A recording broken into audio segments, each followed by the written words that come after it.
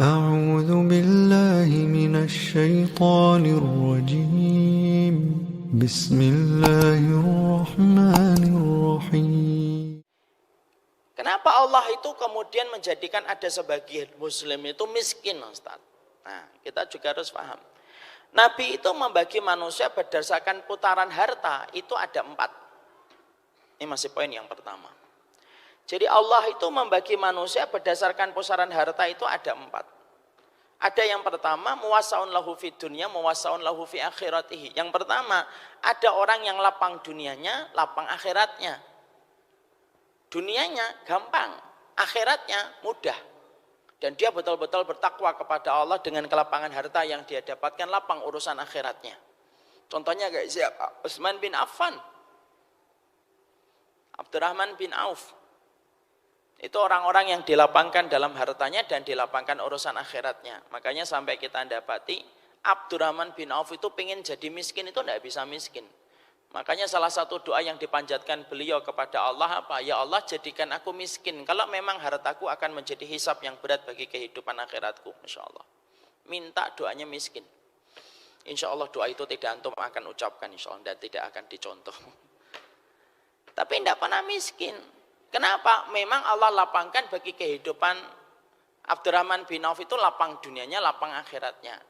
Ada yang kedua, muwasaun lahu fid dunya, mafturun lahu fi akhiratihi. Kata Nabi, ada orang yang dilapangkan urusan akhiratnya tapi disedikitkan hartanya. Jadi mafturun lahu fid dunya, muwasaun lahu fi akhiratihi. Urusan dunianya sempit, susah. Tetapi dalam urusan akhirat itu dia lapang. Sering nggak kita dapati ada orang solih. Tidak setiap orang solih itu gampang mendapatkan harta. Kata siapa? Banyak orang solih itu tidak punya bakat ketika dia berdagang. Dagang bakso tidak laku. Banteng setir, dagang mie ayam. Dagang mie ayam tidak laku juga. Banteng setir, rental motor, tidak laku. Banteng setir, rental mobil, dicuri orang. Banteng setir, buka tempat parkir motor, kebanjiran, tidak bakat dia.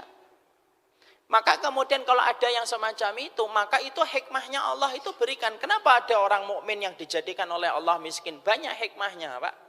Salah satu hikmahnya disampaikan oleh para ulama, dijadikan orang itu miskin supaya dia menikmati sedikit harta yang Allah berikan kepadanya. Daripada dia diberikan banyak harta tetapi tidak menikmati harta yang Allah berikan kepadanya. Maaf ya, Pak, kita ambilkan contoh yang gampang. Berapa banyak orang miskin hartanya, tapi bahagia, konsep bahagianya itu jadi sederhana. Ya kan, pergi jalan-jalan naik bis sudah seneng. Akhirnya cuma makan telur saja sudah bahagia. Ingat kita waktu masa-masa pahit ketika kita kuliah gitu. Kita beli telur bagi 2, Pak. Yang satu buat sarapan pagi, yang satu buat sarapan siang. Yang ketawa berarti suka makan telur. Dan ternyata ketika makan pagi setengah telur, ketika siang makan telur, telurnya sudah dimakan kucing. Tapi ternyata nikmat. Ada orang yang mereka itu, kenapa ada orang solih disedikitkan hartanya oleh Allah, tidak dijadikan bakat untuk nyari dunia. Karena memang dunia ini ujian. Maka disedikitkan harta untuk dia supaya dia menikmati sedikit harta yang Allah berikan kepadanya. Kadang-kadang itu kalau harta kita terlalu banyak, maaf ya, di kantong kita ini ada uang 200.000 pun kita tidak merasa itu nikmat. Karena apa? Karena kita merasa dalam pola pikir kita itu kalau yang namanya nikmat itu kalau di kantong kita sudah ada 20 juta. Ya. Maka kemudian Allah itu kemudian membatasi harta bagi sebagian orang. Itu kenapa? Dia lapang urusan akhiratnya tetapi sempit dalam urusan dunianya, bukan karena Allah benci. Kadang-kadang ada orang miskin yang jauh lebih berbahagia daripada orang yang kaya ketika dia berjalan dengan kemewahannya. Kenapa? Karena kekayaan dan ketenangan hidup itu pada hati yang Allah berikan kepada mereka yang bersyukur dan qanaah. Makanya saya pernah nyampaikan berkali-kali dalam beberapa kesempatan. Saya itu pernah, Pak, ngasih ke pengamen ketika saya di Jogja naik mobil. Saya ada pengamennya, kemudian saya kasih 10.000, cuma 10.000 saja. Maaf, saya harus cerita nominalnya bukan untuk menceritakan, tapi supaya kita dapat ibroh. Saya itu kalau ada pengamen tetap saya kasih. Sebagian, tidak semuanya. Kenapa pengamen tetap saya kasih?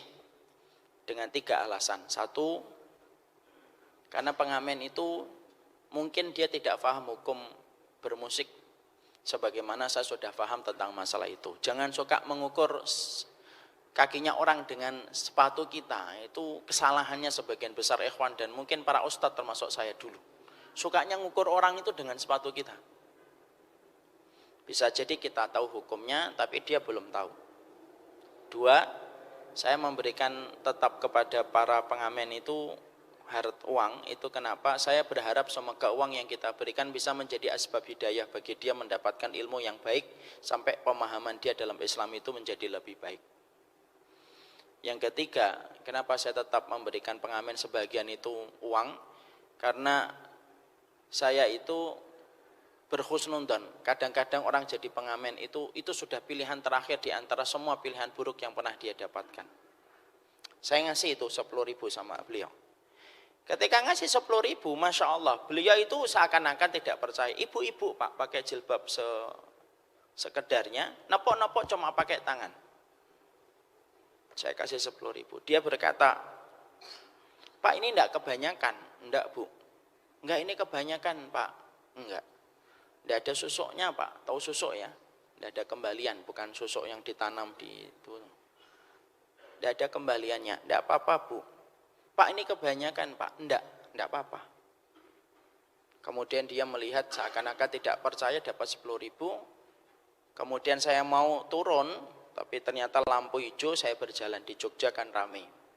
Saya ngeliat di sepian itu. Di sepian itu beliau mencium uang 10.000 yang saya berikan itu. Terus kemudian minggir ke pantai. Gak usah nanya hukum mencium uang, ya, bukan itu maksudnya. Yang saya kemudian tertegun ketika melihat itu adalah kita ini sering ada 10.000 di kantong kita, tetapi kita tidak pernah merasa itu rezekinya Allah. Dan kita merasa tidak ada hajat untuk bersyukur. 10.000 bayar parkir 2 kali tidak cukup. Tapi ternyata ketika kita memberikan 10.000 kepada orang tersebut, ibu itu mungkin kemudian dia bersyukur, dia cium itu kemudian uang tersebut. Saya bayangkan mungkin dia pulang, kemudian bawa beras itu berapa itu, mungkin 0,5 liter. Kemudian dia ngomong sama anaknya, Nak hari ini kita ada rezeki lebih, ada orang yang ngasih kita 10.000. Masya Allah Pak. Nikmat itu dan kemudian ngumpul itu kemudian anak-anaknya mungkin dan makan bareng-bareng. 10.000 tapi terasa nikmat atau kita Pak? 10.000 tidak pernah terasa nikmat karena sudah terbiasa kita serakah dengan uang yang banyak. Kalau kemudian di rekening kita enggak 200 juta, kita tidak pernah merasa bersyukur. Nah itu yang kita khawatirkan itu kan gitu. Makanya kemudian ada yang kedua, orang yang mereka itu sempit dunianya tetapi kemudian lapang urusan akhiratnya. Dan maaf, apapun peran yang Allah berikan kepada kita, kaya ataupun miskin, enggak ada yang bisa disalahkan kecuali hanya diri kita sendiri. Jadi kalau ada, saya ini sholih, rajin ngajinya, kok saya berdagang gagal terus. Memang ada orang sholih itu yang memang gak bakat untuk nyari duit. Diberikan hartanya itu sedikit. Dan itu yang kedua.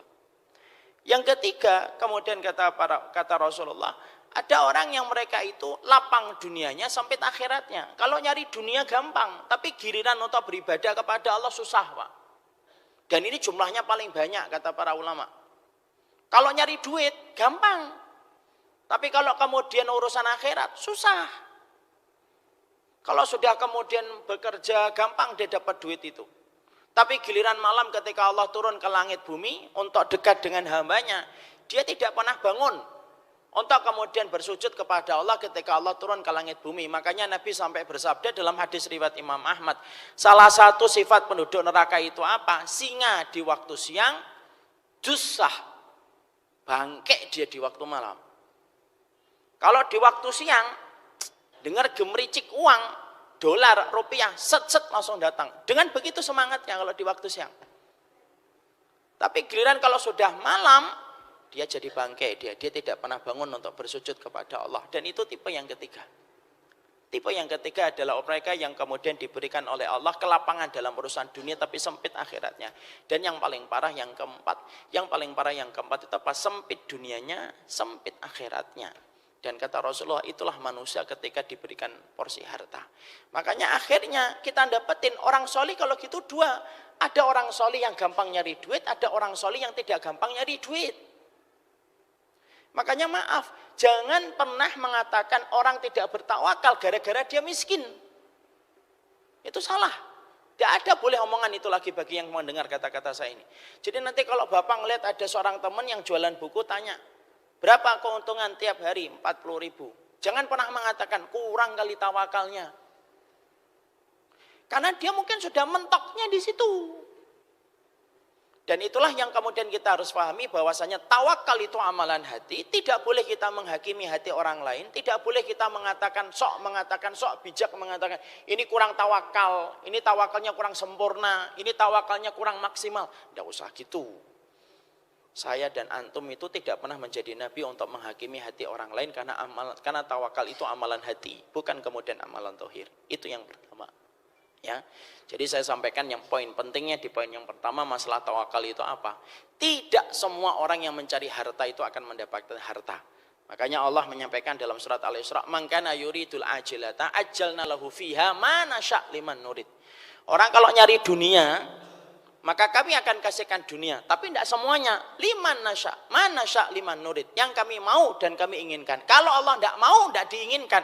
Walaupun kita pergi dari jam 2 malam sampai jam 2 malam lagi kita baru pulang. Kalau Allah tidak mau, maka kemudian Allah akan memberikan hanya sesuai dengan takaran yang Allah tetapkan. Dan tidak ada yang bisa memahami itu kecuali orang yang beriman.